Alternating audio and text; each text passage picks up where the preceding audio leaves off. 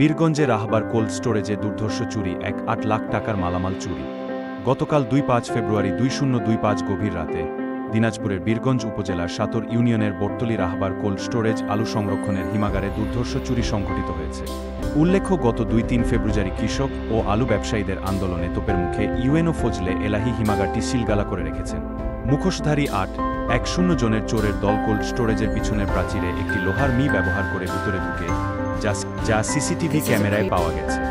দায়িত্বরত ম্যানেজার রুবেল ইসলাম ও senior operator Abdur Razzak জানান, চোরের দল আনুমানিক রাত 1:45টার দিকে মেশিন রুমে ঢুকে প্রথমে 2 জুনিয়র অপারেটর ইমতিয়াজ ও আজাদকে অস্ত্রের মুখে জিম্মি তাদেরকে বেঁধে রেখে মারপিট জখম ঘণ্টাব্যাপী চুরি সংঘটিত করে। ম্যানেজারের দেওয়া তথ্যমতে সংঘবদ্ধ চোরের দল প্রায় 1.8 লক্ষ টাকার কেবল, ব্যাটারিসহ অন্যান্য জিনিসপত্র নিয়ে বীরদর্পে পালিয়ে যায়।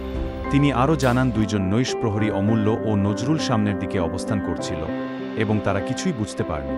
আহত আজাদ ও ইমতিয়াজকে প্রাথমিক চিকিৎসা দেওয়া হয়েছে, তারা এখন নিজ নিজ বাড়িতে অবস্থান করছে।